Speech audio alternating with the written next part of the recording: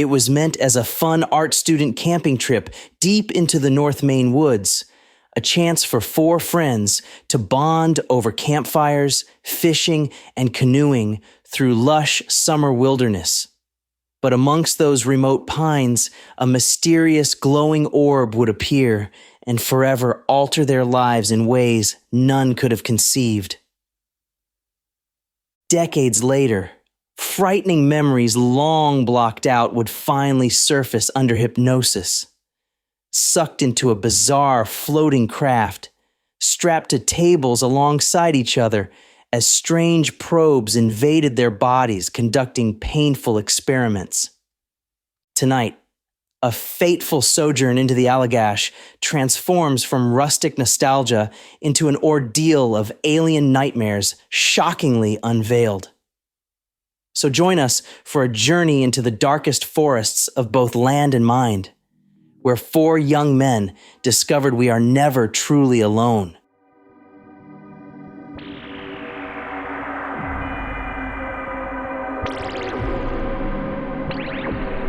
Have you seen strange lights hovering over an empty field late at night? Woken up with mysterious scars and no memory of the hours before? Or simply gazed upward at the infinity of stars, wondering if we're alone out here? If so, welcome to my brand new podcast, Snatched Cosmic Encounters. I'm your host, Johnny Lama, beaming out to all fellow truth seekers with open ears and open minds. On this show, we'll explore extraordinary tales of close encounters, alien abductions, otherworldly experiments, stories that stretch the very fabric of what we accept as reality. So watch the skies and prepare to peer into the darkness between worlds, ours and theirs.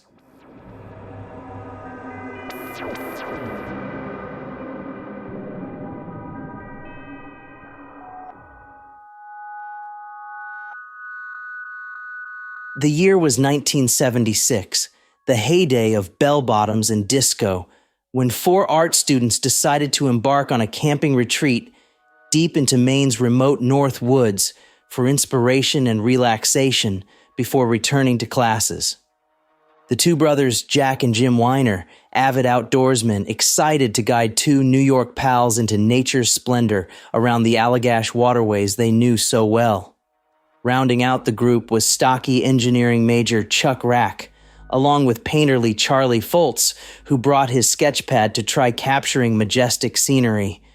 Just casual 20-somethings, bonded by their creative passions and thirst for adventure beyond concrete jungles.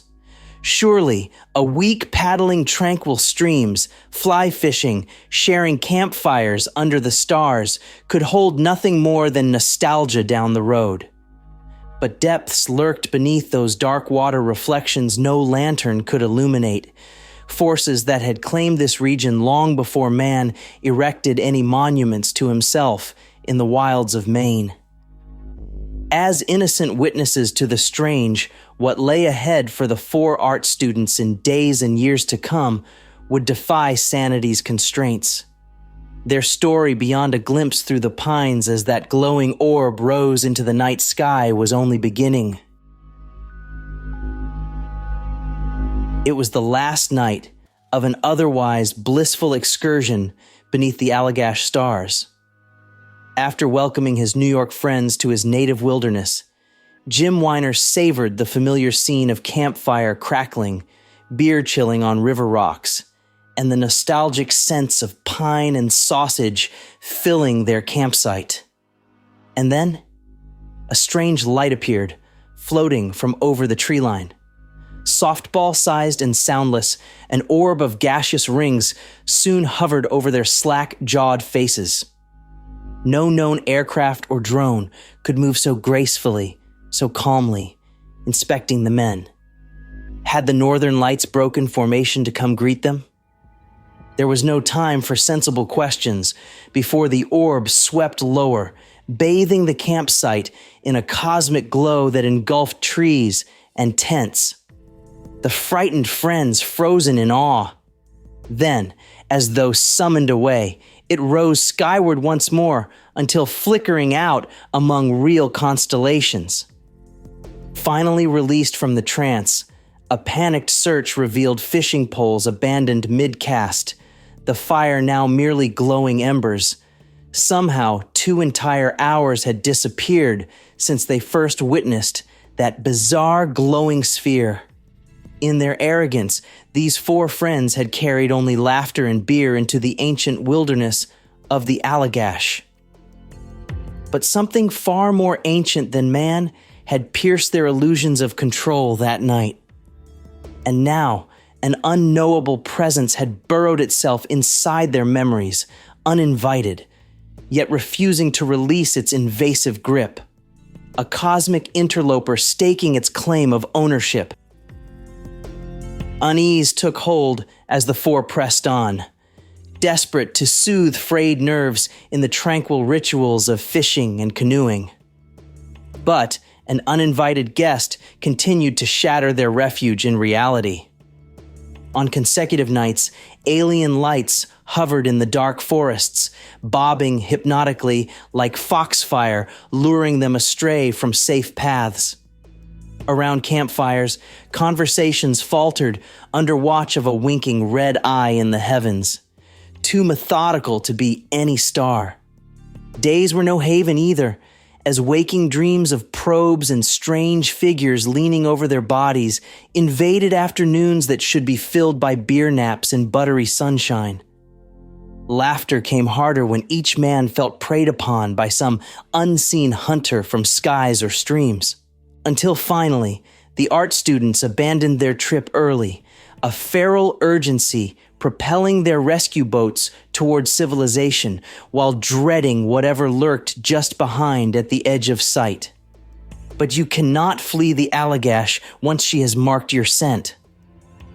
The men soon found no university halls or city towers could keep those luminous spheres from visiting their bedrooms, nor guard against nightmares of alien hands upon them rendered more agonizingly vivid with each repeat haunting. Jim jolted upright, screaming as phantom probings dragged him from sleep.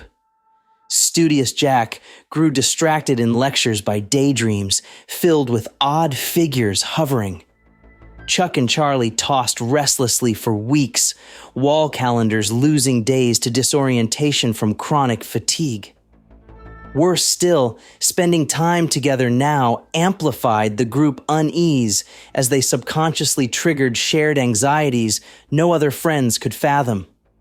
Lacquered smiles to the outside world barely concealed the real bewilderment, fear eating them from the inside. Coping came as the 4 drifted inevitably apart. Physical distance from the epicenter of strangeness that was Allagash promising mental respite at last. But decades prove feeble barriers against the dungeons of one's own mind and the relentless creatures that move within. I could hear the others screaming through the walls, Jim yelled as he emerged from hypnosis. We were all being experimented on. The stories unlocked under hypnosis spun an incredible yet intricately consistent web, one far too elaborate for simple fabrication. In separate Toronto psychology offices years apart, the 4 men closely recounted matching alien medical labs within the same spherical, glowing aircraft where they were simultaneously violated by callous extraterrestrial forms. Jack emphasized beings with 4-fingered hands and large, absorbing black eyes with no irises or pupils. All accounts depicted instruments resembling thick needles injected through the brain and spine in procedures of unfathomable purpose, eliciting agonized shrieks as foreign devices probed relentlessly. Those black eyes. Charlie shuddered, as if seeing a crystal-perfect image in his mind decades later. It's like they were recording how much pain was inflicted. Jim and Chuck echoed that empathetic vacancy chillingly present behind the eyes as bodies contorted against metal tables. The nightmares plaguing each man following the initial encounter all featured similar key motifs like glowing beams, hovering discs, and eyes. So many eyes, watching over them. Such specifically shared dream constructs stretch coincidence when organically described years later under hypnotic recollection. The four abductees also subsequently struggled with compulsive behavior like obsessive nightly scans of the sky and woods. Such hypervigilance is textbook for PTSD-like trauma linked to an intensely violating medical event. More shockingly was the physical evidence matching faded scars on each member's lower back and spine, suggestive evidence of invasive tissue extraction procedures performed concurrently as described aboard the alien vessel. Sensory hallucinations simply should not scar skin through someone's shirt, let alone in 4 matching spots of 4 separate observers.